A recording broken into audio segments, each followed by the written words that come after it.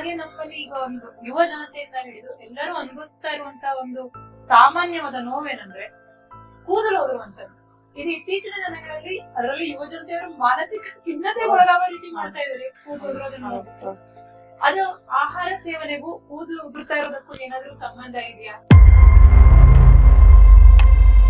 ನಾವು ವೆಜಿಟೇರಿಯನ್ಸ್, ನಮ್ ಹಾಲೇ ಪ್ರಧಾನ. ಸೊ ಹಾಲನ್ನ ಯಾವುದೇ ರೀತಿಯಲ್ಲೂ ಉಪಯೋಗ ಮಾಡೋದು ನಮ್ ದೇಹಕ್ಕೆ ಅನುಕೂಲ ಆಗಂತ ಅವ್ರು ತಿಳ್ಕೊಳ್ಳಿ. ಆ ವಿರುದ್ಧ ಆಹಾರ ಪದ್ಧತಿ ಹೇಗಿರುತ್ತೆ, ಅದು ಯಾವ ಆಹಾರದ ವಿರುದ್ಧ ಆಹಾರಗಳಾಗಿರುತ್ತೆ? ರ್ಯಾಷಸ್ ಹೇಳೋದು, ಕಿರಿಕಿರಿ ಆಗುವಂತ ಒಂದು ನವೆ ಆಗುವಂಥದ್ದು, ಇವುಗಳೆಲ್ಲ ಕಾರಣ. ನಮಸ್ಕಾರ ವೀಕ್ಷಕರೇ, ಇದು ವಿಶ್ವಂಬರ ಟಿವಿಯ ಆರೋಗ್ಯ ಕಾರ್ಯಕ್ರಮ. ನಾನ್ ಸುಪರ್ಣ ಹೇಳಿ.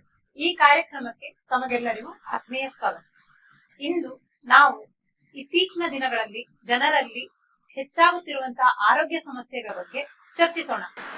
ಮೇಡಮ್, ಹಣ್ಣುಗಳನ್ನ ಸೇವಿಸಬೇಕು, ಅತಿ ಹೆಚ್ಚು ಸೇವಿಸಬೇಕು ಅಂತ ಹೇಳ್ತಾರೆ. ಈ ಹಣ್ಣುಗಳನ್ನ ಹೆಚ್ಚು ಸೇವಿಸುವುದು ಆರೋಗ್ಯಕ್ಕೆ ಒಳ್ಳೆಯದ, ಅಥವಾ ಇದನ್ನ ಯಾವ ಸಮಯದಲ್ಲಿ ಸೇವಿಸಬಹುದು? ಊಟ ಆದ್ಮೇಲೆ ಸೇವಿಸಬೇಕಾ, ಖಾಲಿ ಹೊಟ್ಟೆಯಲ್ಲಿ ಸೇವಿಸಬೇಕಾ? ಇದಕ್ಕೆ ಒಂದು ಸಮಯ ಅಂತ ನಿಗದಿಯಾಗಿದೆಯಾ? ಇದರ ಬಗ್ಗೆ ಒಂದಿಷ್ಟು ಮಾಹಿತಿಗಳನ್ನ ನೀಡಿ. Very good question. ಎಲ್ಲರೂ ಸಾಮಾನ್ಯವಾಗಿ ಹಣ್ಣುಗಳನ್ನು ಸೇವನೆ ಮಾಡ್ಬೇಕಾದ್ರೆ ಮಿಸ್ಟೇಕ್ಸ್ ಮಾಡ್ತಾರೆ. ಹಣ್ಣುಗಳು ನಮ್ಮ ದೇಹಕ್ಕೆ ಅತ್ಯವಶ್ಯಕವಾಗಿ ಬೇಕು. ಬಿಕಾಸ್ ವಿಟಮಿನ್ಸ್ ಗಳೆಲ್ಲ, ಮಿನರಲ್ಸ್ ಗಳೆಲ್ಲ ಬೇಕು ಅಂತ ಹೇಳಿದ್ರೆ ಹಣ್ಣುಗಳನ್ನು ಸೇವನೆ ಮಾಡಬೇಕು. ಬಟ್ ಎಲ್ಲರೂ ಮೇಜರ್ ಆಗಿ ಮಾಡುವಂತಹ ಮಿಸ್ಟೇಕ್ಗಳಂದ್ರೆ ಊಟದ ನಂತರ ಹಣ್ಣುಗಳನ್ನು ಸೇವನೆ ಮಾಡ್ತಾರೆ.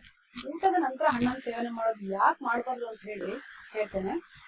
ಊಟ ಅನ್ನೋದು ಒಂದು ಗ್ರಾಸ್, ಅಂದ್ರೆ ಸ್ಥೂಲವಾದಂತಹ ಒಂದು ಪರಿಕಲ್ಪನೆ. ಅಂದ್ರೆ ನಾವು ಅನ್ನ, ಸಾರು, ಪಲ್ಯ ಏನೇನ್ ಇರುತ್ತೆ ಎಲ್ಲದನ್ನು ಸೇರಿಸಿ ಊಟ ಮಾಡಿರ್ತೇವೆ. ಸೊ ಅಂತ ಊಟ ಮಾಡ್ಲಿಕ್ಕೆ, ಡೈಜೆಷನ್ ಆಗ್ಲಿಕ್ಕೆ 2.5 ಇಂದ 3 ಗಂಟೆ ತಗೊಳುತ್ತೆ, ಜಠರದಲ್ಲಿ ಇರುತ್ತೆ. ಆ ನಂತರ ಪ್ರೊಸೆಸ್ ನಡೀತಾ ಹೋಗುತ್ತೆ. ಅದ್ರ ನಂತರ ನಾವು ತೆಗೆದುಕೊಳ್ಳುವಂತ ಹಣ್ಣು ಇದೆಯಲ್ಲ, ಆ ಹಣ್ಣು ಎಲ್ಲೋ ಒಂದು ಮೂಲೆಯಲ್ಲಿ ಜಾತ್ರೆ ಕಳ್ದೋದಂಗೆ ಕಳ್ದೋಗ್ಬಿಡುತ್ತೆ. ಕೆಲವು ಈ ಪಪ್ಪಾಯ ಹಣ್ಣು ಈ ತರದೆಲ್ಲ ಊಟ ಆದ್ಮೇಲೆ ಸೇವನೆ ಓನ್ಲಿ ಮ್ಯಾಂಗೋ ಒಂದೇ ಆಫ್ಟರ್ ಫುಡ್. ಬಿಕಾಸ್ ಮ್ಯಾಂಗೋದಲ್ಲಿ ತುಂಬಾ ಅಸಿಡಿಕ್ ನೇಚರ್ ಇರುತ್ತೆ. ಅದು ಖಾಲಿ ಹೊಟ್ಟೆಗೆ ತಗೊಂಡ್ರೆ ನಿಮ್ಗೆ ಅಸಿಡಿಟಿ ಆಗುತ್ತೆ, ಆಮೇಲೆ ಅಂಶಂಗೆಟ್ಟ ತರ ಭೇದಿ ಆಗ್ಬೋದು, ಅಥವಾ ಲೂಸ್ ಮೋಷನ್ ಆಗ್ಬೋದು. ಹೀಗಾಗೋದ್ರಿಂದ ಓನ್ಲಿ ಉಂಡು ಮಾವು ಬಿಫೋರ್ ಫುಡ್ ಹಲಸು ಅಂತ ಹೇಳಿರೋದು ಅಲ್ವಾ. ಹಸಿದು ಹಲಸು, ಉಂಡು ಮಾವು ಅಂತ ಹೇಳಿದ್ದಾರೆ. ಮತ್ತೆ ಎಲ್ಲಾ ಇದು ಪಪ್ಪಾಯ ಅಂದ್ರೆ ನಾವು ಫುಲ್ ಗಣಿತ ಪಪ್ಪಾಯ ಹಣ್ಣು ತಿನ್ನೋದ್ರಿಂದ ಅದನ್ನ ನಾವು ಬಿಫೋರ್ ಫುಡ್ ತಗೊಳ್ಬೇಕು. ಇನ್ನು ನೀವು ಕಾಯಿ ಅರ್ಧಂಬರ್ಧ ಕಾಯಿಗಿಳಿದ ಹಣ್ಣು ತಗೊಳ್ತೀರ ಅಂತ ಹೇಳಿದ್ರೆ ಆಫ್ಟರ್ ಫುಡ್. ಯಾಕಂದ್ರೆ ಅದರಲ್ಲಿ ಕಾಯಿ ಇದ್ದಾಗ ಬೇರೆ ಕೆಮಿಕಲ್ ಕಾಂಪೋಸಿಷನ್ ಇರುತ್ತೆ, ಹಣ್ಣಾದ ನಂತರ ಬೇರೆ ಕಾಂಪೋಸಿಷನ್ ಆಗುತ್ತೆ. ಸೊ ಕಾಯಿ ಇದ್ದ ಪಪ್ಪಾಯಿ ತಿನ್ನೋದಾದ್ರೆ ಆಫ್ಟರ್ ಫುಡ್ ತಗೊಳ್ಳಿ, ಬಿಫೋರ್ ಫುಡ್ ತಗೊಳ್ಳೋದು ಬೇಡ.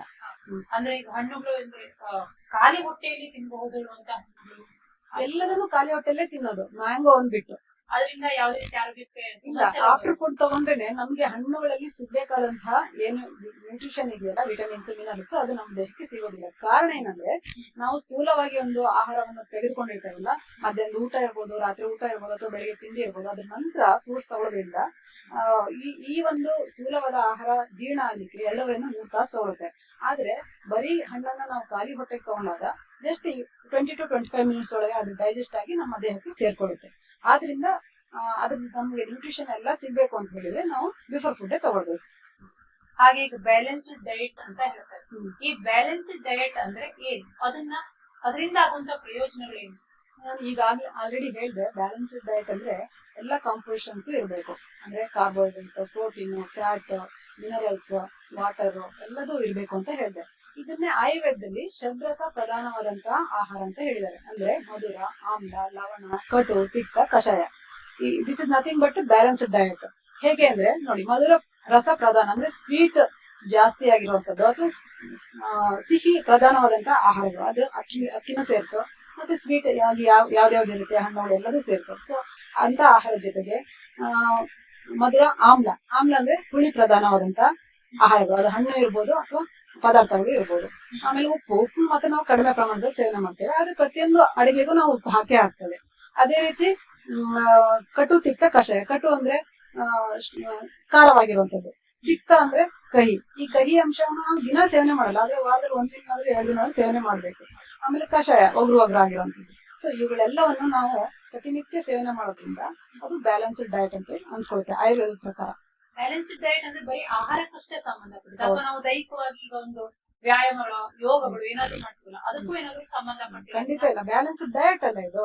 ಡಯಟ್ ಅಂದ್ರೆ ಫುಡ್ಗೆ ಅದು ಸಂಬಂಧಪಟ್ಟಿದೆ. ಶಾರೀರಿಕವಾಗಿ ಅಂದ್ರೆ ಗಂಟಿಸೋ ಮೂಲಕ ಬೆವರಿನ ಅದು ಡಯಟ್ ಆಗೋದಿಲ್ಲ. ಡಯಟ್ ಆಗೋದಿಲ್ಲ, ಅದು ಫಿಸಿಕಲ್ ಆಕ್ಟಿವಿಟೀಸ್ ಆಗುತ್ತೆ. That is also part of the health. ಯಾಕಂದ್ರೆ ಫುಡ್ ಆಹಾರನೂ ಬೇಕು ನಮ್ಗೆ, ವಿಹಾರನೂ ಬೇಕು. ವಿಹಾರದಲ್ಲಿ ನಾವು ಎಕ್ಸರ್ಸೈಸ್ ಮಾಡಬಹುದು, ವಾಕಿಂಗ್ ಮಾಡಬಹುದು, ಅಥವಾ ನಮ್ಗೆ ಇಷ್ಟ ಬಂದ ಯಾವುದೇ ಆಟಗಳನ್ನ ಆಡಬಹುದು. ಫಿಸಿಕಲ್ ಎಕ್ಸರ್ಸೈಸ್ ಆಗ್ಬೇಕು. ಹೌದು. ಹಾಗೆ ನಮ್ಮಲ್ಲಿ ಈಗ ಒಂದು ಯುವ ಜನತೆಯಿಂದ ಹಿಡಿದು ಎಲ್ಲರೂ ಅನುಭವಿಸ್ತಾ ಇರುವಂತ ಒಂದು ಸಾಮಾನ್ಯವಾದ ನೋವೇನಂದ್ರೆ ಕೂದಲು ಉದುರುವಂತದ್ದು. ಇದು ಇತ್ತೀಚಿನ ದಿನಗಳಲ್ಲಿ ಅದರಲ್ಲಿ ಯುವ ಜನತೆಯವರು ಮಾನಸಿಕ ಖಿನ್ನತೆ ಒಳಗಾಗೋ ರೀತಿ ಮಾಡ್ತಾ ಇದ್ದಾರೆ ಕೂದಲು ಉದುರೋದನ್ನ ನೋಡ್ಬಿಟ್ಟು. ಅದು ಆಹಾರ ಸೇವನೆಗೂ ಕೂದಲು ಉದುರ್ತಾ ಇರೋದಕ್ಕೂ ಏನಾದ್ರೂ ಸಂಬಂಧ ಇದೆಯಾ? ಅದಕ್ಕೆ ಏನು ಮಾಡಬಹುದು? ಪರಿಹಾರ ಏನು ಪಾಪ? ಖಂಡಿತ ಇದೆ. ಕಾರಣ ನಾವೇನು ಆಹಾರ ಸೇವನೆ ಮಾಡ್ತೀವಿ ಅದ್ರ ಪ್ರಕಾರ ನಮ್ಗೆ ಆರೋಗ್ಯ ಸಿಗುತ್ತೆ. ಬ್ಯಾಲೆನ್ಸ್ಡ್ ಫುಡ್ ಅಂತ ತಗೊಳ್ಳೇಬೇಕಂತ ಹೇಳ್ದೆ ನಾನು. ಅದರಲ್ಲಿ ನಾವು ಯಾವ್ದೊಂದನ್ನು ಬಿಟ್ರು ನಮ್ಗೆ ಅದರ ಡಿಫಿಷಿಯನ್ಸಿ ಆಫ್ ಡಿಸೀಸ್ ಬರುತ್ತೆ. ಹಾಗೆ ಈ ಕೂದಲಿನ ವಿಷಯದಲ್ಲಿ ವಿಟಮಿನ್ B1, B12, B6 ಇವುಗಳೆಲ್ಲ ಬೇಕಾಗುತ್ತೆ. ಸೊ ನಾವು ಹಸಿರು ತರಕಾರಿಗಳು, ಸೊಪ್ಪು, ಆಮೇಲೆ ಬೀಟ್ರೂಟ್ ಇಂತ ಒಂದು ತರಕಾರಿಗಳನ್ನು ಜಾಸ್ತಿ ಸೇವನೆ ಮಾಡ್ಬೇಕಾಗುತ್ತೆ. ಜೊತೆಗೆ ಪರ್ಸನಲ್ ಹೈಜೀನ್ ಅಂತ ಹೇಳ್ತೀವಲ್ಲ, ನಾವು ವಾರದಲ್ಲಿ ಎಷ್ಟು ಸರಿ ತಲೆ ಸ್ನಾನ ಮಾಡ್ತೇವೆ, ಆಮೇಲೆ ಅದರಲ್ಲಿ ಹೊಟ್ಟುಗಿಟ್ಟು ಆಗಿರುವಂತದ್ದು, ತುಂಬಾ ಹುಟ್ಟಾಗಿರೋದು, ತುಂಬಾ ಅನ್ಹೈಜಿನಿಕ್ ಕಂಡೀಷನ್ ಸಹ ಅಲ್ಲಿ ಫಂಗಲ್ ಇನ್ಫೆಕ್ಷನ್ ಆಗಿ ಕೂದಲು ಲಾಸ್ ಆಗ್ಬೋದು. ಸೊ ಕೂದಲು ಉದುರುತ್ತೆ ಅನ್ನೋದಕ್ಕೆ ಕಾರಣ ಒಂದಲ್ಲ, ಹಲವಾರಿದೆ. ನಾವು ಪೇಷಂಟ್ ಬಂದಾಗ ನಾವು ಎಕ್ಸ್ಪ್ಲೋರ್ ಮಾಡ್ತೀವಿ, ಪಾಸ್ಟ್ ಹಿಸ್ಟ್ರಿ ತಗೊಳ್ತೀವಿ. ಹೇಗೆ ಫ್ಯಾಮಿಲಿ ಹೆರಿಡಿಟ್ರಿ ಆಗಿದ್ಯಾ, ಅಥವಾ ನಿಮ್ಗೆ ಯಾವಾಗಲಿಂದ ಆಗ್ತಾ ಇದೆ, ಅವ್ರು ತೆಗೆದುಕೊಳ್ಳುವಂತ ಆಹಾರ ಕ್ರಮ ಏನು, ಅದನ್ನ ನೋಡಿ ಏನ್ ಕಾರಣ ಇದೆಯೋ ಅದನ್ನ ಫೈಂಡ್ ಔಟ್ ಮಾಡಿ ಅಲ್ಲಿಗೆ ನಾವು ಫಿಕ್ಸ್ ಮಾಡ್ತೇವೆ. ಹಾಗೆ ಮತ್ತೊಂದು ಗಂಭೀರ ಸಮಸ್ಯೆ ಅಂದ್ರೆ ಚರ್ಮ ರೋಗಗಳು. ಈಗ ಅದೊಂದು ಅಧಿಕವಾಗಿ ಇತ್ತೀಚಿನ ದಿನಗಳಾಗ್ತಾ ಇದೆ. ಅದು ವಾತಾವರಣದಿಂದ ಆಗ್ತಾ ಇರೋದು ಅಥವಾ ಆಹಾರ ಸೇವನೆಯಿಂದ ಆಗ್ತಾ ಇರೋದು, ಅದಕ್ಕೆ ಕಾರಣ ಏನು? ನೀವು ಹೇಳಿದಂಗೆ ವಾತಾವರಣನೂ ಹೌದು. ಈಗ ಕಳೆದ ಒಂದು 6-7 ವರ್ಷದ ಹಿಂದೆ ಹೆವಿ ರೈನ್ಫಾಲ್, ಆ ಒಂದು ವರ್ಷದಿಂದ ಸ್ಟಾರ್ಟ್ ಆಗಿದ್ದು ಈ ಫಂಗಲ್ ಇನ್ಫೆಕ್ಷನ್ ಇರ್ಬೋದು, ಅಥವಾ ರೌಂಡ್ ಪ್ಯಾಚಸ್ ಟೈಪ್ ಆಗುವಂತದ್ದು, ಅದು ಸ್ಟಾರ್ಟ್ ಆಗಿದ್ದು ಒಂದು 7-8 ವರ್ಷದ ಹಿಂದಿನ ನಾನು ನೋಡ್ತಾ ಇರೋದು. ಅದು ಮೊದಲು ಆ ರೀತಿ ಡಿಸೀಸ್ ಇರಲಿಲ್ಲ. ಮತ್ತೆ ಈ ಎಕ್ಸಿಮಾ ಮತ್ತೆ ಪಿತ್ತಗಂತ್ಲೆ ಇಂಥದ್ದೆಲ್ಲ ಹೇಳ್ತೇವಲ್ಲ, ಕೆಂಪ್ ಆಗುವಂತದ್ದು ಸ್ವಲ್ಪ ಹೊತ್ತು ಇರುತ್ತೆ, ಆಮೇಲೆ ಡಿಸಪಿಯರ್ ಆಗುತ್ತೆ, ಈ ಟೈಪ್. ಮತ್ತೆ ಎಕ್ಸಿಮಾ ಎಲ್ಲ ಕಡೆನೂ ಸಣ್ಣ ಸಣ್ಣ ರ್ಯಾಶಸ್ ಹೇಳೋದು, ಕಿರಿಕಿರಿ ಆಗುವಂತ ಒಂದು ನವೆ ಆಗುವಂತದ್ದು, ಇವುಗಳೆಲ್ಲ ಕಾರಣ ಮತ್ತೆ ಫುಡ್ಡೇ. ಹೇಗೆ ಗೊತ್ತಾ, ನಮ್ಮಲ್ಲಿ ಬರುವಂತ ಪೇಷಂಟ್ಗಳು ಎಸ್ಪೆಷಲಿ ಊಟದ ನಂತರ ಹಾಲು ಕುಡಿಯೋದು ಅಂತ ಹೇಳಿದೆ, ಆನಂತರ ತಿಂಡಿ ಜೊತೆಗೆ ಹಾಲಿನ ಕಷಾಯ ಕುಡಿಯೋದು, ಅಥವಾ ಸಂಜೆ ತಿಂಡಿ ಜೊತೆಗೆ ಹಾಲಿನ ಕಷಾಯ ಕುಡಿಯೋದು, ಹೀಗೆ ಮಾಡ್ತಾರೆ. ಈಗ ಒಟ್ಟು ನಮ್ದೇ ಅವ್ರದ್ದು ಕಾನ್ಸೆಪ್ಟ್ ಅಂದ್ರೆ ನಾವು ನಾನ್ ವೆಜ್ ನ ತಿನ್ನೋದಿಲ್ಲ, ನಾವು ವೆಜಿಟೇರಿಯನ್ಸ್, ನಮ್ಗೆ ಹಾಲೇ ಪ್ರಧಾನ. ಸೊ ಹಾಲನ್ನು ಯಾವುದೇ ರೀತಿಯಲ್ಲೂ ಉಪಯೋಗ ಮಾಡೋದು ನಮ್ ದೇಹಕ್ಕೆ ಅನುಕೂಲ ಆಗುತ್ತಂತ ಅವ್ರು ತಿಳ್ಕೊಂಡಿದ್ದಾರೆ. ಬಟ್ ಟು ಬಿ ಫ್ರಾಂಕ್ ಆ ರೀತಿ ಆಗಲ್ಲ. ಆಯುರ್ವೇದದ ಪ್ರಕಾರ ವಿರುದ್ಧ ಆಹಾರದಲ್ಲಿ ಹೇಳಿದ್ದಾರೆ. ವಿರುದ್ಧ ಆಹಾರ ಅಂತ ಹೇಳಿ ಒಂದು ದೊಡ್ಡ ಕಾನ್ಸೆಪ್ಟ್. ನಾನೀಗ ಅದೇ ವಿಷಯವನ್ನೇ ಕೇಳ್ಬೇಕು ಅನ್ಕೊಂಡಿದ್ದೀನಿ. ನೀವು ಆಗ್ಲೇ ಬಂದು ವಿರುದ್ಧ ಆಹಾರ ಪದ್ಧತಿಯ ಬಗ್ಗೆ, ಆ ವಿರುದ್ಧ ಆಹಾರ ಪದ್ಧತಿ ಹೇಗಿರುತ್ತೆ, ಅದು ಯಾವ ಆಹಾರಗಳು ವಿರುದ್ಧ ಆಹಾರಗಳಾಗಿರುತ್ತೆ, ಅದರಿಂದ ಏನು ದುಷ್ಪರಿಣಾಮಗಳಾಗುತ್ತೆ ಅಂತ ಕೇಳ್ಬೇಕು ಅಂತ ಅನ್ಕೊಂಡಿದ್ದೆ. ನೀವೇ ಹೇಳಿದ್ರಿ ಅದನ್ನ. ಯಾಕಂದ್ರೆ ನಾನು ದಿನಾ ನೋಡೋದು ಕೇಸ್ಗಳು ಅದನ್ನೇ. ಏನಾದ್ರೂ ಒಂದು ಆಹಾರದಲ್ಲಿ ಮಿಸ್ ಮ್ಯಾಚ್ ಮಾಡ್ಕೊಂಡು ಬಂದಿರ್ತಾರೆ, ಅದನ್ನ ಲಾಂಗ್ ಟರ್ಮ್ ಇಂದ ಯೂಸ್ ಮಾಡಿದಾಗ ಅವರಲ್ಲಿ ಬೇರೆ ಬೇರೆ ರೀತಿಯಾದಂತಹ ಕಾಯಿಲೆಗಳು ಬರುತ್ತೆ. ಈಗ ವಿರುದ್ಧ ಪ್ಲಸ್ ಆಹಾರ, ವಿರುದ್ಧ ಆಹಾರ ಸಿಂಪಲ್ ಆಗಿ ಹೇಳೋದನ್ನ ಅಂದ್ರೆ ಏನಿದು ಇನ್ಕಂಪ್ಯಾಟಬಲ್ ಡಯಟ್ ಅಥವಾ ರಾಂಗ್ ಫುಡ್ ಅಂದ್ರೆ ಈಗ ನಾವು ಯಾವುದೇ ಒಂದು ಆಹಾರದ ಪದಾರ್ಥವನ್ನು ತಯಾರು ಮಾಡ್ಬೇಕಾದ್ರೆ, ಭೋಜನವನ್ನು ತಯಾರು ಮಾಡ್ಬೇಕಾದ್ರೆ ಒಂದಷ್ಟು ಇಂಗ್ರೀಡಿಯೆಂಟ್ಸ್ ಗಳನ್ನ ಸೇರಿಸಿ ತಯಾರಿಸಿರ್ತೀವಿ. ಒಂದು ಸಾಂಬಾರ್ ಇರ್ಬೋದು, ಒಂದು ಉಪ್ಪಿಟ್ಟು ಇರ್ಬೋದು, ಯಾವ್ದಾದ್ರು ಹೀಗೆ ಸೇರಿಸಿ ತಯಾರಿಸ್ಬೇಕಾದ್ರೆ ಆ ಪರಸ್ಪರ ಇಂಗ್ರೀಡಿಯೆಂಟ್ಗಳು ಅಥವಾ ಪದಾರ್ಥಗಳು ಅವುಗಳ ಗುಣ, ಮಾತ್ರ, ವೀರ್ಯ ಇವುಗಳಲ್ಲಿ ಹೊಂದಾಣಿಕೆ ಬಂದ್ರೆ ಅವುಗಳು ಖಾದ್ಯ ಅಥವಾ ಪದಾರ್ಥ ಏನೋ ತಯಾರಾಗುತ್ತೆ, ನಾವು ಸೇವನೆ ಮಾಡ್ತೀವಿ. ಆದ್ರೆ ಅವುಗಳು ನಮ್ಮ ದೇಹದಲ್ಲಿ ದುಷ್ಪರಿಣಾಮವನ್ನು ಉಂಟು ಮಾಡುತ್ತೆ. ಅದನ್ನ ವಿರುದ್ಧ ಆಹಾರ ಅಂತ ಹೇಳಿ ಕರೀತಾರೆ. ಅದರಲ್ಲಿ ನಮ್ಮ ಆಚಾರ್ಯರು, ಸುಶ್ರುತ ಚರಕಾಚಾರ್ಯರು 18 ರೀತಿಯ ವಿರುದ್ಧ ಆಹಾರ ಹೇಳಿದ್ದಾರೆ. ಲೈಕ್ ಕಾಲ ವಿರುದ್ಧ, ದೇಶ ವಿರುದ್ಧ, ಪರಿಹಾರ ವಿರುದ್ಧ, ವಿಧಿ ವಿರುದ್ಧ, ಅಗ್ನಿ ವಿರುದ್ಧ, ಹೀಗೆ 18 ಟೈಪ್ ಹೇಳಿದ್ದಾರೆ. ಅಂದ್ರೆ ಎಷ್ಟು ಸೂಕ್ಷ್ಮವಾಗಿ ಹೇಳಿದ್ದಾರೆ ಅಂತ ಹೇಳಿದ್ರೆ ನಾವು ಇದನ್ನೆಲ್ಲ ಫಾಲೋ ಮಾಡೋದ್ರಿಂದ ನಮ್ಮ ಆರೋಗ್ಯ ಸುಧಾರಣೆ ಆಗುತ್ತೆ ಅನ್ನೋದೊಂದು. ಜೊತೆಗೆ ಈ ವಿರುದ್ಧ ಆಹಾರ ಕಾನ್ಸೆಪ್ಟ್ ಬಂದ ತಕ್ಷಣ ನಾನು ಈಗ ಹಾಲಿನ ಬಗ್ಗೆ ಹೇಳಿದೆ, ಇದನ್ನ ಸಂಯೋಗ ವಿರುದ್ಧ ಅಂತ ಹೇಳಿ ಕರೀತಾರೆ. ಸಂಯೋಗ ಅಂದ್ರೆ ಈಗ ನಾವು ಒಂದು ಊಟದ ನಂತರ ಹಾಲನ್ನ ಸೇವನೆ ಮಾಡೋದು, ಅಥವಾ ಹಾಲಿನ ಜೊತೆಗೆ ಉಪ್ಪು ಖಾರ ಹುಳಿ ಇರುವಂತ ಆಹಾರಗಳ ಸೇವನೆ ಮಾಡೋದು, ಇದು ಸಂಯೋಗ ವಿರುದ್ಧ ಆಗುತ್ತೆ. ಸೊ ಇದರಿಂದಾಗಿ ಅವರಲ್ಲಿ ಯಾವ್ಯಾವ ರೀತಿಯ ಕಾಯಿಲೆಗಳು ಬರ್ಬೋದು ಅಂದ್ರೆ, ನೀವ್ ಅವಾಗಲೇ ಹೇಳ್ದಂಗೆ ಕೋಲ್ಡ್ ಅಲರ್ಜಿ ಇರ್ಬೋದು, ಡಸ್ಟ್ ಅಲರ್ಜಿ ಇರ್ಬೋದು, ಹಾಗೆ IBS ಇರಿಟಬಲ್ ಬೌಲ್ ಸಿಂಡ್ರೋಮ್ ಇರ್ಬೋದು, ಅಥವಾ ಪಿತ್ತಗಂತ್ಲೆ ಅಂತೀವಿ, ಅರ್ಟಿಕೇರಿಯಾ ಅಂತ ಹೇಳಿ. ಅವಾಗ ಇಲ್ಲೆಲ್ಲ ದಪ್ಪ ಆಗೋದು, ತುರ್ಕೆ ಬರೋದು, ಒಂದು 2 ಅವರ್ಸ್ ಆದ್ಮೇಲೆ ಡಿಸಪಿಯರ್ ಆಗುತ್ತೆ, ಈ ರೀತಿಯಾಗಿರುವಂತದ್ದು. ಆಮೇಲೆ ಕಾಲಕ್ರಮೇಣ ಅವರಿಗೆ ಕಫ ಅಥವಾ ದೋಷಗಳು ಅಕ್ಯುಮುಲೇಷನ್ ಆಗಿ ಬೆಳಿಗ್ಗೆ ಎದ್ದ ತಕ್ಷಣ 30 ರಿಂದ 50 ಬಾರಿ ಸೀನೋದು ನಂತರನೇ ಅವ್ರಿಗೆ ಆರಾಮಾಗೋದು. ಇನ್ನು ಯಾವುದೇ ಒಂದು ಡಸ್ಟ್ ಅಲರ್ಜಿ ಇರ್ಬೋದು, ಅಡಿಕೆದ ಒಂದು ಡಸ್ಟ್ ಇಂದನೂ ಅವ್ರಿಗೆ ಬರ್ಬೋದು, ಅಥವಾ ಹೊರಗಡೆ ಮಾರ್ಕೆಟ್ ಇರೋದನ್ನು ಬರ್ಬೋದು. ಆ ನಂತರ ಕಾಲಕ್ರಮೇಣ ಒಂದು 30 ಅಥವಾ 35 ವರ್ಷದಲ್ಲಿ ಅವರಿಗೆ ಅಸ್ತಮ ಕಾಣಿಸ್ಕೊಳ್ಬಹುದು. ಯಾಕಂದ್ರೆ ಅಸ್ತಮ ಯೂಶಲಿ ಬರ್ತಾ ಇರುತ್ತೆ, ಅವಾಗಿಂದನೇ ಅಸ್ತಮೆಟಿಕ್ ಅಂತ ಹೇಳಿ ಕರೀತೇವೆ. ಇಲ್ಲಾಂದ್ರೆ ಹೆರಿಡಿಟರಿಯಾಗಿ ಕೆಲವೊಂದ್ಸರಿ ಬರುತ್ತೆ. ಬಟ್ ಈ ಒಂದು ಅಸ್ತಮ ಬರೋದು ಈ ತಪ್ಪು ಆಹಾರ ಸೇವನೆ ಮಾಡೋದ್ರಿಂದ 25ನೇ ವಯಸ್ಸಿನಿಂದ 30ನೇ ವಯಸ್ಸಿಗೆ ಅಸ್ತಮ ಆಲ್ ಆಫ್ ಸಡನ್ ಕಾಣಿಸ್ಕೊಳುತ್ತೆ.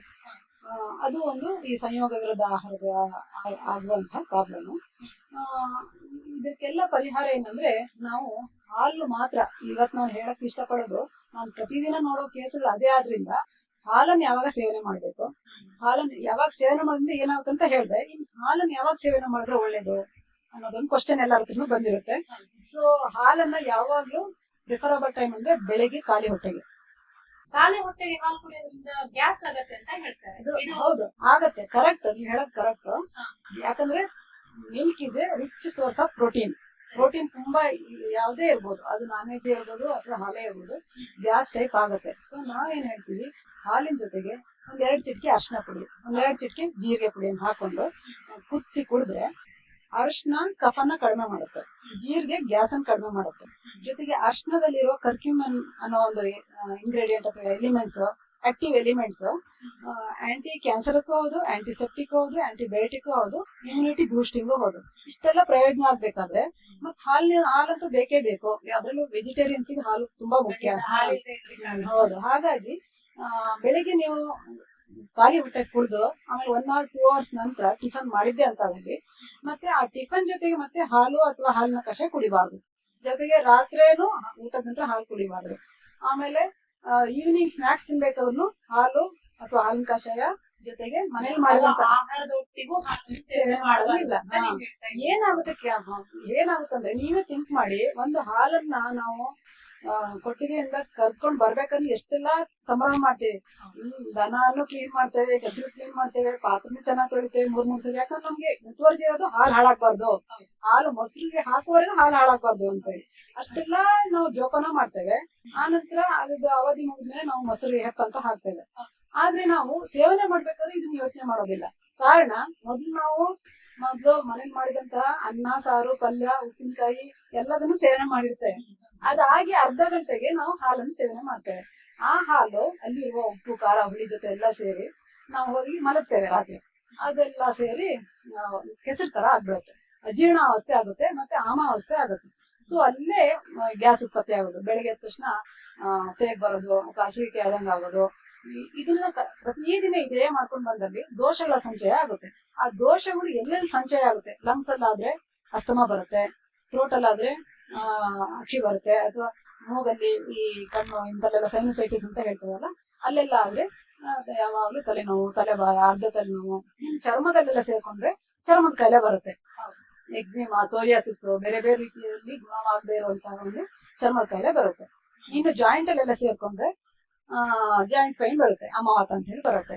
ಇನ್ನು ಹೆಣ್ಮಕ್ಳಲ್ಲಿ PCOD ಮತ್ತೆ ಥೈರಾಯ್ಡ್ ಅಂತ ಪ್ರಾಬ್ಲಮಿಗೂ ಇದೇ ಕಾರಣ. ಹೌದು ಮೇಡಮ್, ಖಂಡಿತ PCOD ಮತ್ತು ಥೈರಾಯ್ಡ್ ಬಗ್ಗೆ ನಾವು ಮುಂದಿನ ಕಾರ್ಯಕ್ರಮದಲ್ಲಿ ಮಾತನಾಡೋಕ್ಕಿದೆ, ಅದ್ರ ಬಗ್ಗೆ ಹೆಚ್ಚಿನ ಮಾಹಿತಿಗಳನ್ನು ಕೇಳೋದಕ್ಕಿದೆ. ಹೌದು, ಈ ಸಂಯೋಗ ವಿರುದ್ಧದ ಆಹಾರದಿಂದಲೇ ನಮಗೆ ನೆಕ್ಸ್ಟ್ ಬರುವಂತ BP ಇರ್ಬೋದು, ಡಯಾಬಿಟಿಸ್ ಇರ್ಬೋದು, ಆಮೇಲೆ ಕ್ಯಾನ್ಸರ್ ಇರ್ಬೋದು, ಹೃದಯ ಸಂಬಂಧಿ ಕಾಯಿಲೆ ಇರ್ಬೋದು, ಬೊಜ್ಜಿರ್ಬೋದು, ಎಲ್ಲದಕ್ಕೂ ಈ ರೀತಿಯ ಆಹಾರ ಕ್ರಮ ಫೌಂಡೇಶನ್ ಹಾಕಂಗ ಆಗುತ್ತೆ. ಒಟ್ಟಿನಲ್ಲಿ ಹೇಳೋದಾದ್ರೆ ಆರೋಗ್ಯಕ್ಕೂ ಆಹಾರಕ್ಕೂ ಹೆಚ್ಚಿನ ಸಂಬಂಧವಿದೆ. ಆಹಾರ ಪದ್ಧತಿಯನ್ನ ಸರಿಯಾಗಿ ರೂಢಿಸಿಕೊಂಡ್ರೆ ಆರೋಗ್ಯ ನಮ್ಮ ಕೈಲಿರುತ್ತೆ, ಖಂಡಿತ ಇರುತ್ತೆ. ನಾವಿಲ್ಲಿ ಉತ್ತರ ಕನ್ನಡದಲ್ಲಿ ಕಾಮನ್ ಆಗಿ ಮಾಡುವಂತ ಮಿಸ್ಟೇಕ್ ಅಂದ್ರೆ, ಸೂನ್ ಆಫ್ಟರ್ ಫುಡ್ ಮಿಲ್ಕ್ ತಗೊಳ್ಳೋಂಥದ್ದು, ಟಿಫಿನ್ ಜೊತೆಗೆ ಮಿಲ್ಕ್ ಅಥವಾ ಕಷಾಯ ತಗೊಳ್ಳೋಂಥದ್ದು. ಇದನ್ನ ಫಸ್ಟ್ ಸ್ಟಾಪ್ ಮಾಡ್ಬೇಕು. ನಾನು ಎಲ್ಲ ವೀಕ್ಷಕ ಬಾಂಧವರಲ್ಲಿ ಕೇಳ್ಕೊಳ್ಳೋದೇನಂದ್ರೆ, ಈ ಹಾಲನ್ನು ಉಪಯೋಗ ಮಾಡ್ಬೇಕಾದ್ರೆ ತುಂಬಾ ಮುತುವರ್ಜಿನ ಉಪಯೋಗ ಮಾಡ್ಬೇಕು. ಜೊತೆಗೆ ಖಾಲಿ ಹೋಟೆಲ್ ಇದ್ದಾಗಲೇ ತಗೊಳ್ಬೇಕು. ಬೆಳಿಗ್ಗೆ 1 ಲೋಟ ಹಾಲು ಕರೆಕ್ಟ್ ಆಗಿ ತಗೊಂಡ್ರೆ ನಮ್ಗೆ ಏನ್ ನ್ಯೂಟ್ರಿಷನ್ ಬೇಕೋ ಅದೆಲ್ಲ ಸಿಗುತ್ತೆ. ಇದನ್ನ ದಯವಿಟ್ಟು ಎಲ್ಲರೂ ಫಾಲೋ ಮಾಡಿ. ವೀಕ್ಷಕ ಮಹಾಪ್ರಭುಗಳೇ, ನಮ್ಮ ಚಾನಲ್ ಅನ್ನು ಸಬ್ಸ್ಕ್ರೈಬ್ ಮಾಡಿ, ಶೇರ್ ಮಾಡಿ, ಪ್ರೋತ್ಸಾಹಿಸಿ.